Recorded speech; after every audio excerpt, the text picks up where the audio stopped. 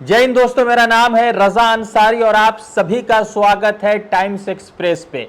अरविंद केजरीवाल पिछले 4 महीने से जेल की सलाखों के पीछे है। फिलहाल वो सीबीआई की कस्टडी में है और उससे पहले वो ईडी की कस्टडी में थे।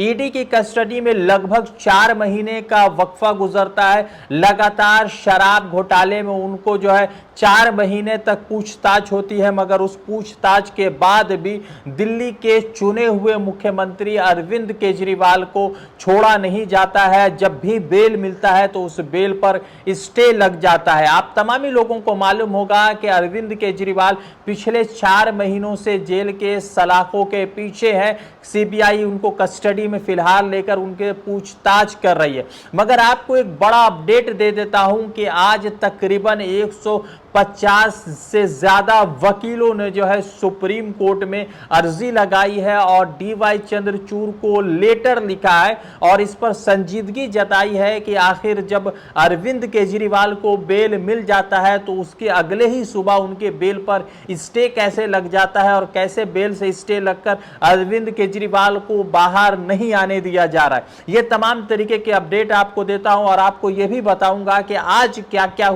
कुछ हुआ है अरविंद केजरीवाल मामले में। सबसे पहले समझिएगा कि 4 महीने से अरविंद केजरीवाल जेल की सलाखों में या ईडी सीबीआई की कस्टडी में है। 26 जून को जब उनकी कस्टडी ईडी के पास होती है तो उसी दिन उनकी कस्टडी सीबीआई ले लेती है और सीबीआई फिलहाल उन तमाम चीजों में उनसे पूछताछ कर रही है। मगर आज जब दिल्ली हाई कोर्ट में अभिषेक मनु सिंघवी केजरीवाल की तरफ से हाजिर होते हैं तो वो बेल के लिए याचिका डालते हैं और उसी बेल पर याचिका सुनते हुए दिल्ली हाई कोर्ट सीबीआई से 7 दिनों के अंदर जवाब मांगती है कि आपका क्या कुछ जवाब है और शराब घोटाले में जो कुछ भी मामलात है उसको जल्द से जल्द लोग कोर्ट के समक्ष रखिए। 7 दिनों के अंदर ये मामलात को जवाब देने को कहा है और इस मामले में अगली सुनवाई 17 जुलाई को होगी। आपको जब 17 जुलाई की बात होती है तो आपको कुछ ही दिन पहले ले जाता हूं। 20 जून को अरविंद केजरीवाल को ट्रायल कोर्ट की तरफ से उनको बेल मिलता है और उसी के अगली सुबह दिल्ली हाई कोर्ट में जस्टिस सुधीर कुमार जैन की तरफ से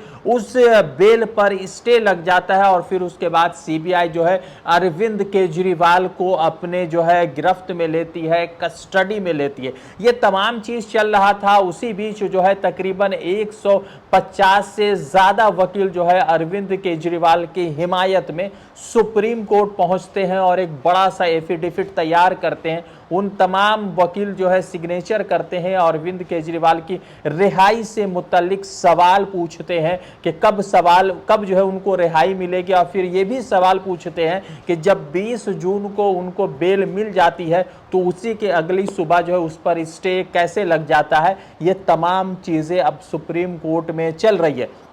आपको कुछ अहम अपडेट दे देता हूं कि आज जस्टिस नीना बंसल कृष्णा की तरफ से सेंट्रल ब्यूरो इन्वेस्टिगेशन यानी सीबीआई से सवाल पूछा गया है और सीबीआई से सवाल में कहा गया है कि 7 दिनों के अंदर आप जवाब दीजिए और 7 दिनों के अंदर जवाब देने के बाद 17 तारीख को ये सुनवाई होगी। 17 तारीख को ये सुनवाई होनी है। 26 तारीख से लगातार अरविंद केजरीवाल सीबीआई की कस्टडी में। आपको यह भी बता देता हूं कि इसी हफ्ते हेमंत सोरेन को 5 महीनों के बाद जमीन घोटाले का मामलात में वो गिरफ्तार हुए थे और 5 महीने के बाद उनको बेल मिला। वो फिर से झारखंड के मुख्यमंत्री बन गए हैं। आपको एक चीज बता देता हूं कि जब 20 जून को अरविंद केजरीवाल को जब बेल मिला था तो जस्टिस न्याय बिंदु की तरफ से उनको बेल दिया गया था ट्रायल कोर्ट से और उसी के अगले सुबह जस्टिस सुधीर कुमार जैन की तरफ से उस बेल पर स्टे लगा दिया गया था और वो फिर से ईडी के कस्टडी में चले गए थे। और जैसा कि आज अपडेट ये आया है कि 157 हाई कोर्ट और supreme court, trial court, lower court के तमाम लॉयर ने एक चिट्ठी लिखा और उसके चिट्ठी में डीवाई चंद्रचूड़ से पूछा है कि आखिर ऐसा क्यों हुआ जब बेल मिल गया था और जब तक ये लेटर अपलोड भी नहीं हुआ था उसी बीच उनकी कैसे बेल को खारिज कर दिया जाता है और उस पर स्टे लगा दिया जाता है। कल तक तो 2 पक्षों की लड़ाई लॉयर लड़ते थे। अब सवाल ये हो गया है कि मोदी राज में लॉयर एक एक दूसरे के खिलाफ लड़ रहे हैं। और सवाल ये भी बड़ा महत्वपूर्ण हो गया है कि क्या न्याय व्यवस्था पर लोगों का जो अटूट भरोसा कई सालों से, कई सदियों से चला आ रहा था, क्या उस पर भी जो है सवाल उठ रहा है। अब देखना यह है कि 7 दिनों के अंदर सीबीआई क्या कुछ जवाब देती है और 7 दिनों के अंदर जो है क्या कुछ जवाब होता है और 17 जुलाई को क्या कुछ इस मामले में सुनवाई होता है। रज़ा अंसारी की रिपोर्ट, टाइम्स एक्सप्रेस के लिए।